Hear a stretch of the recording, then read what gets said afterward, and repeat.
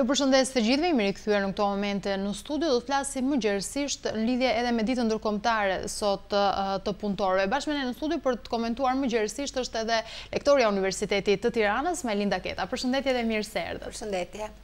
Në fakt, sikur se e tham, sot është dhe dita ndërkombëtare e punëtorëve. Si ju është dukur kjo ditë sot në Tiranë? Ka patur edhe organizime të protestave, jo vetëm në Tiranë, por edhe në qytete të tjera. Si ju është dukur organizimi? Në fakt, dita ndërkombëtare e punëtorëve përballë një kulture që duhet të kishte Shqipëria mbas 30 viteve demokraci, mbetet një ditë të vakët, një ditë ku dy sindikatat e mëdha nuk kanë arritur të gjejnë një kompromis për qëndrimin ndaj ditës. Le të themi të paktën, mos qofsha gabuar, nga media kam ndjekur vetëm një aktivitet protestues shumë minorent të Konfederatës, e cila përsëri formën e festimit të ditës se gjen ku drejtuesi lexon një letër përpara, dhe më pas pjesa më e bukur e ditës më janë dukur protestat e taksixhinëve në qytetin e Vlorës dhe të Shkodrës, ku jo në formën sindikaliste, po në formën e protestës së njerëzve të cilët njohin lirit dhe të drejtat e tyre, brenda një organizimi profesional të licencuar, kërkojnë diçka përballë shtetit që ka të bëjë edhe me shtetbërjen cilësore, siç është çështja e luftës kundër informalitetit në sektorin që ato mbulojnë. Nuk është çudi, për arsye se sindikalizmi dhe shkolla dhe kultura sindikaliste është një nga elementët që është në fund të fundit një tregues i cilësisë së demokracisë 30 vjeçare shqiptare, është një tregues i cilësive shtetbërëse tonat, parë në shumë këndvështrime. Jo vetëm në këndvështrimin që sindikatat janë një oponencë teknike, profesionale, bazuar në një kushtetutshmëri të tyre përkundrejt shtetit dhe punëdhënësit, por edhe në aspektin e rolit që ato i kanë pranuar vetes, flas për ato që mbeten dy sindikata tashmë të deklaruara publikisht, në këto 28 vite tranzicion. Nëse i referohemi faktit që ju e cilësuat është ndërkombëtare, mjafton që dy sindikatat tona t'i kthehen moralit dhe filozofisë pse erdhi lëvizja sindikaliste, si erdhi dhe nga ku erdhi, dhe rrënjët e saj janë në Amerikën e demokracisë, pra lidhet paralelisht me cilësitë e një shteti demokratik që mirë funksionon, por edhe se erdhi në Europë dhe u mori statusin e ditëve ndërkombëtare në kryeqytetet si Parisi, Gjeneva, Brukseli, me ato konferenca dhe takimet që deri në 1890 e kthyen në një festë zyrtare. Nëse këto sindikata do t'i referoheshin këtyre gjërave, do të thonin duhet të kishin ridimensionuar pozicionimin e tyre në këto kushte. Pse? Janë shumë faktorë, janë shumë të dhëna të Shqipërisë mbas 28 viteve rrugtim, mbas 1990-s, që i detyrojnë të riformatojnë misionet e tyre sindikaliste në Shqipëri dhe të mos mbeten në atë pamjen e vetë më të vakët, sepse sindikalizmi shqiptar ka pasur dhe pika të larta të zhvillimit të vetë, le të themi për ne universitetet, greva në 2004 e pedagogëve na ka lënë me rrogën që jemi edhe sot e kësaj dite dhe nuk është cënuar. Ndoshta edhe nga ky argumentim që po na bëni në studio, e keni bërë edhe një status ku e keni quajtur gjithashtu datë vdekjen e sindikalizmit. Mendoni pra se ka vdekur lëvizja sindikale këtu? Në fakt, kur unë e bëra në orët e para të mëngjesit, kisha parasysh rrjedhën e 364 ditëve. Unë i qëndroja atij parimit që nëse ne kemi ditë kombëtare dhe ditë ndërkombëtare, ne nuk kemi pse bëjmë një gjë jashtë 364 ditëve të tjera. Le të themi ajo ditë do të jetë ditë korsja e asaj çfarë kemi bërë neve në 364 ditë. Në 364 ditë, sindikalizmi shqiptar pothuajse është inekzistent në disa dimensione. Së pari, në dimensionin që çfarë roli dhe vendi ka siguruar mbas 28 vjetësh, në një moment ku shteti thuhet është brenda kuadrit të reformave të mëdha. Le të marrim një shembull konkret. Kush është statusi sot i sindikalizmit në arsim? Është statusi më i ulët i mundshëm. Le të themi, për të nënshkruar një kontratë të punës, atë kontratën e famshme që nënshkruan me ministrinë, gjithmonë te i kalojnë datimet, gjithmonë palët nuk gjenë konsensusin e tyre. Të gjitha këto do të thonë që palët që quhen partner në një proces të edukimit nuk njohin në mënyrë të kushtetutshme lirit të drejtat e punës të drejta që lidhen me pushimet, ngarkesat e tjera në sektorin arsimit, gjëra që ndikojnë drejt për së drejti në cilësinë e burimeve njerëzore që përdorim në arsim. Sindikata, si me thënë, sindikata e arsimit nuk funksionon ashtu siç duhet. Nëse unë do t'i referohesha një kronike të gjetur nga ju, që e kam parë po në televizionin tuaj të interpretimit që Papa, që është një nga filozofët, i kishë bërë korupcionit, unë them sindikatat shqiptare janë të korruptuara në aktivitetin e tyre dhe në misionin e tyre në këtë vit që neve jemi. Nëse neve do të kishim një efektivitet të tyre, neve sot do të kishim një rol shumë të spikatur të tyre dhe me protagonizëm për kundrejt pretendimit që të qeverive, të disa qeverive, nuk bëjt fjalë vetëm për këtë qeveri, në pretendimit e tyre për reformat të mëdha. Reformat të mëdha që prekin cilësi, të drejta, liri, përgjegjësi, statuse ekonomike dhe sociale të njerëzve të punësuar në sistem. Neve këto i kemi pothuajse të heshtura, në arsim janë inekzistente, në shëndetësi ku bëhet reforma janë inekzistente. E vetmja sindikat që hera herës ndihet, edhe ajo tashmë e rënë në ato nivelet e veta të ulta, është sindikata e punojësve të liruar në policinë e shtetit. Dhe ndërkohë, duket sikur sindikatat luftojnë me mullin të erës duke kërkuar ende statusin e minatorit, ndërkohë që dihet shumë mirë se çfarë vendi zë punëzënia në këto sektor në ditët që neve jemi.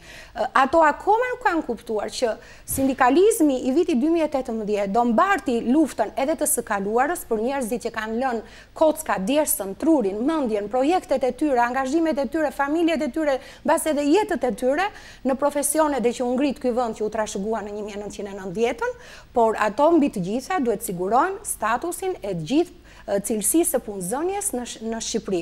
Dhe kur them të gjithë cilësisë së punëzënies në Shqipëri, kam parasysh sektorin shtetëror, se nuk është vetëm shteti, punëdhënësi që jep për neve punë, por edhe në sektorin privat. Për sa kohë raportet ndërkombëtare, por dhe ne vetë e dim të gjithë, ne kemi, na thonë, jeni një vend me informalitet të tejskashëm. Për sa kohë neve kemi informalitet në shumë elementë të tjerë. Për sa kohë sindikatat nuk konceptojnë vetet e tyre si me projekte dhe analiza dhe kërkime që t'i paraprin cilësive të punëzënjes dhe të orientimit në punëzënje të rinjve sidomos, por dhe të atyre që janë në sistem dhe preken nga reformat e një pasnjëshme, unë nuk them që sindikatat janë në mision. Për të mos thënë që sindikatat janë të kapura po nga ato sëmundje, ku krerët e sindikalizmit mbeten si kryetarët e partive të pacënueshëm në shumë dekada apo vite dhe mandate duhet të trashëgojnë postet e tyre dhe përballë tyre nuk shikon asnjë lloj protagonizmi të njerëzve numër 1 të profesionit të tyre. Le të themi, një njeri tepër cilësor, tepër përfaqësues në sindikatën e arsimit apo të shëndetësisë etj. Kam bindjen që ajo lufta sindikaliste, greva e punojësve të arsimit të lartë, konkretisht të Universitetit të Tiranës në 2004, suksesin e Kori dhe kapi një element shumë domethënës siç është paga dhe të drejtat e tjera të pedagogëve në Universitetin e Tiranës, sepse drejtohej nga një njeri i cili vërtet vinte nga rada e akademizmit me titull të lartë, njeri që kishte protagonizmin e vetë. Por që për fatin e keq më pas, me ikje në politik, haroj dhe ai sindikalizmin i cili solli një shumë të mirë në pjesën. Ose, fakti që në kohën e reformimeve në arsimin e lartë, ne nuk kemi ekzistencë të sindikalizmit, dhe ne nuk kemi fare tendenca të këtyre dy sindikatave për të krijuar degët e tyre brenda se refuzohen, kjo do të thotë që ende këto nuk kanë pësuar edhe vetë lojën e demokracisë që statuset dhe pozicionet dhe postet duhet jenë të transmetueshme, të lejuara për të suportuar nga njerëz edhe më teknik dhe për të zënë me konkurrencë vendet e tyre, për të prodhuar më tepër lajm, jo se do jenë kryesisht armiqtë e qeverisë. Përkundrazi, e theksoj edhe një herë, sindikalizmi është shkollë më vete demokracia. Në arsim të parat formime të demokracisë në shkollë i ka sjellë Sindikata Amerikane e Arsimit.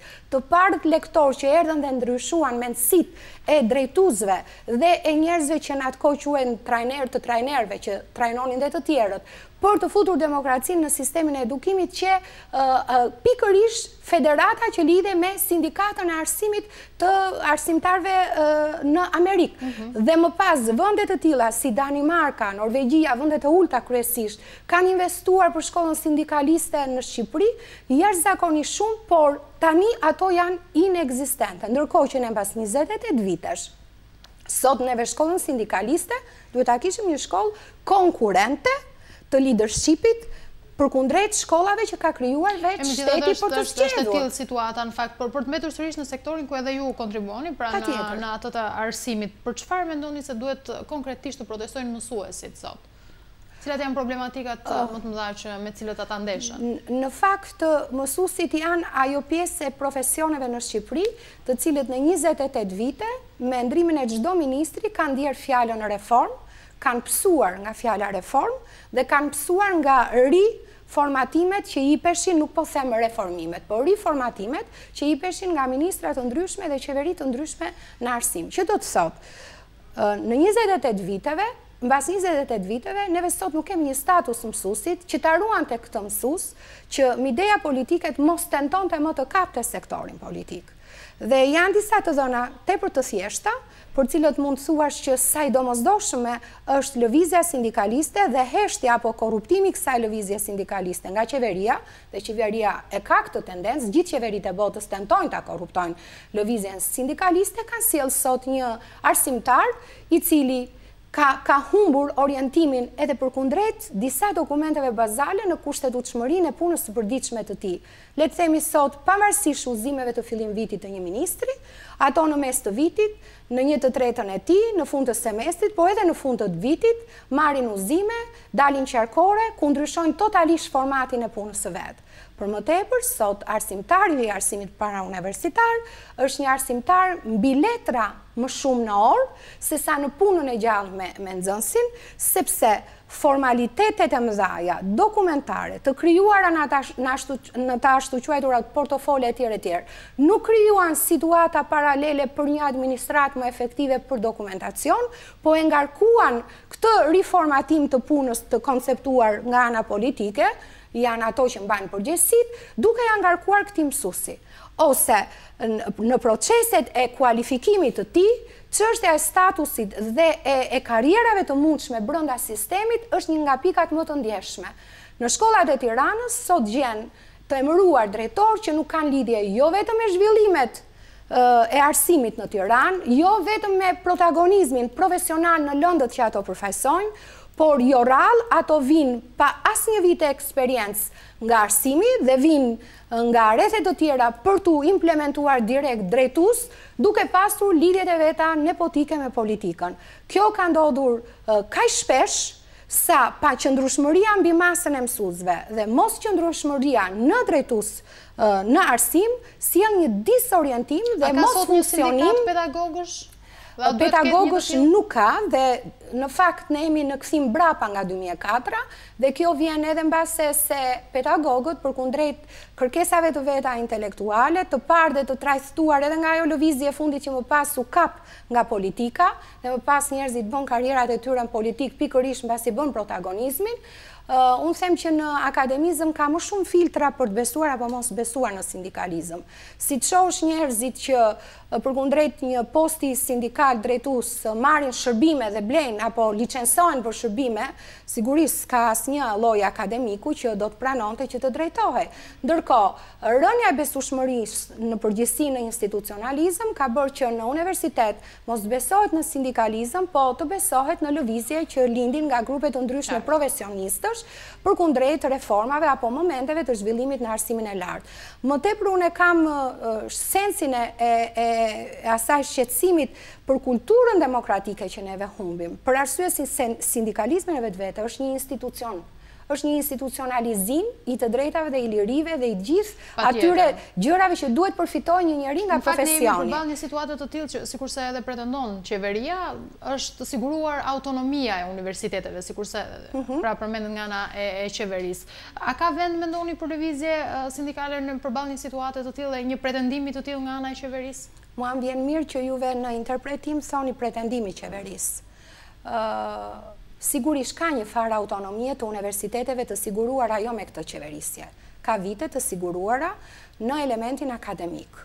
Ajo që universiteti priste ishte, le të themi, liria financiare, liria e cila në mënyrën se si po degradon bashkëplotësimi juridik dhe normativ juridik i gjithçka që ligji shkroi, për të mos thënë që disa dokumentat të dala mbas këtij ligji në udhëzime dhe VKM-ra janë në kundërshtim dhe me frymën e vet ligjit, kanë bërë që jo vetëm mos fitohet liria financiare dhe ajo administrative, por herajërës nga ana administrative, tashmë njihen publikisht, ka përplasje midis institucioneve të prodhuara me ligj, por pikërisht që pasaktësia dhe të zgjatja e detyrimit juridik që shteti shqiptar, qeveria shqiptare kishte për të normuar ligjin e arsimit të lartë, kanë sjellur mos funksionime të shumë elementeve që cënojnë tmerrsisht atë akademinë administrative dhe financiare në universitete.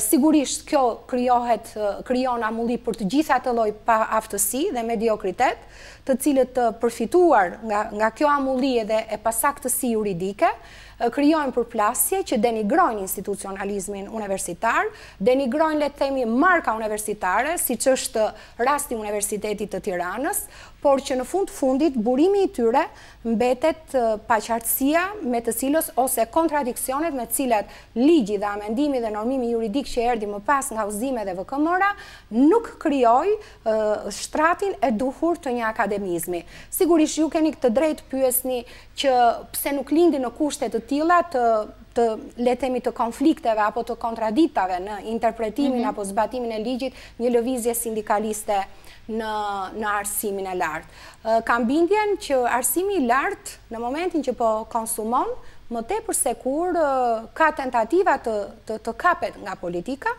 dhe ndërhyrja dhe të zgjatja e konflikteve pa bërë vendimarrje që duhet të bëhen në emër të ligjit, thjesht do të shtojë dhe do të shtrojë rrugën e kapjes politike të universiteteve, që për fatin e madh kishin shpëtuar relativisht në vite dhe për fatin e keq në rafshin dhe ato në politizimin e tyre, duke shkelur dhe vetë ligjin mbi apolitizmin dhe departizmin e universiteteve, do t'ishte një keqje e madhe e kombit se bëhet fjalë për pjesën e prodhimit fabrikave të prodhimit intelektual të vendit dhe prodhimit të elitave të ardhshme.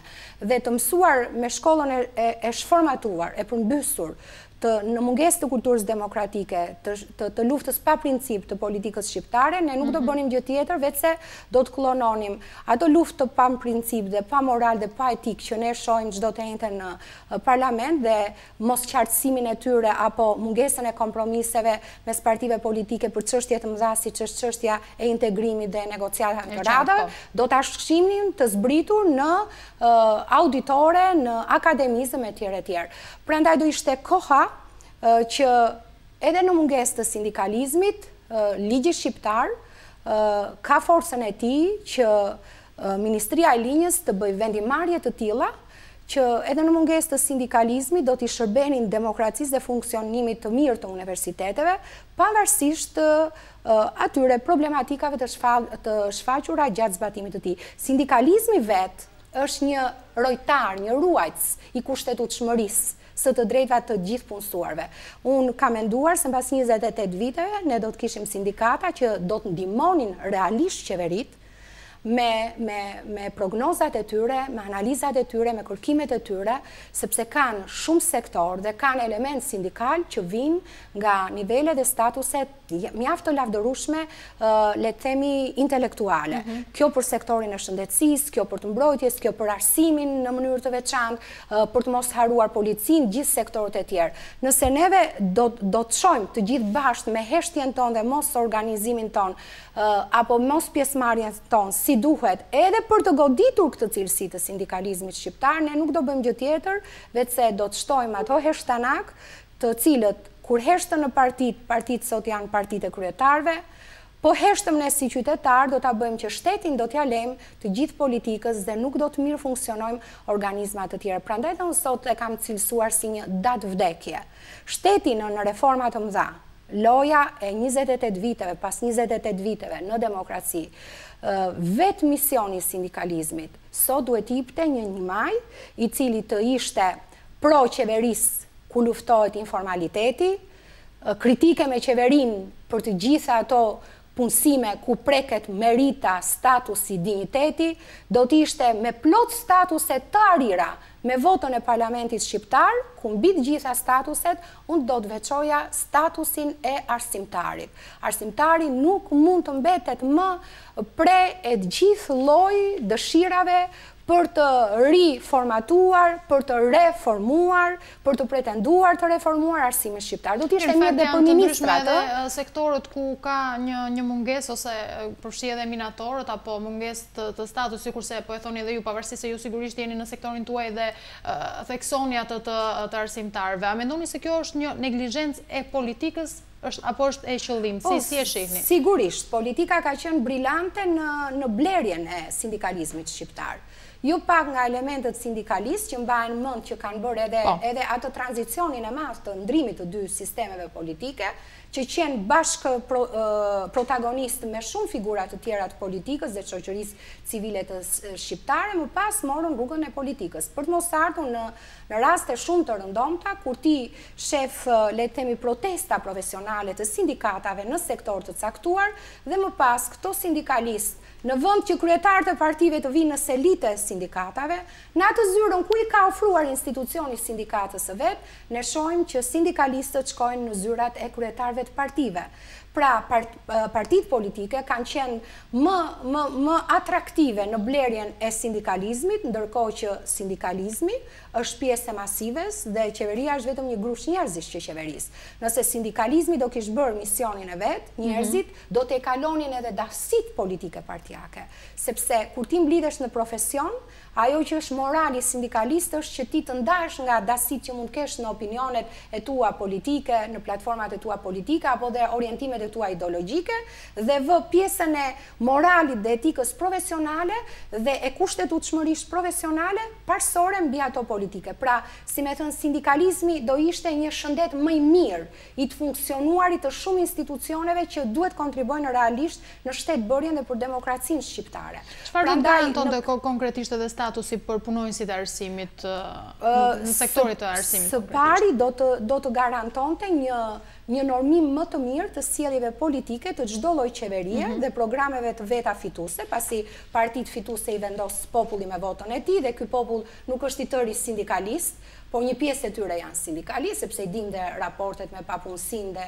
gjendjet e gjeneratave të ndryshme, do të vendoste raporte shumë të mira me pjesën qeverisë të vendit, me pjesën politike, sepse nuk do të ishin sektorët profesional pre gjithë farë eksperimenteve që bëjnë në fushën e profesionalizmit. Si me thënë, nëse quhet që shteti është një kontratë e madhe sociale, këto kontratat e vogla sociale do të siguronin realisht kontratën e madhe sociale, duke ruajtur mbi të gjitha pjesën e ekspertizës dhe profesionalizmit. Së dyti, do të ishte një besim më i madh i pjesës masive publike për mënyrën se si është kriteri punësimeve në shtetin shqiptar.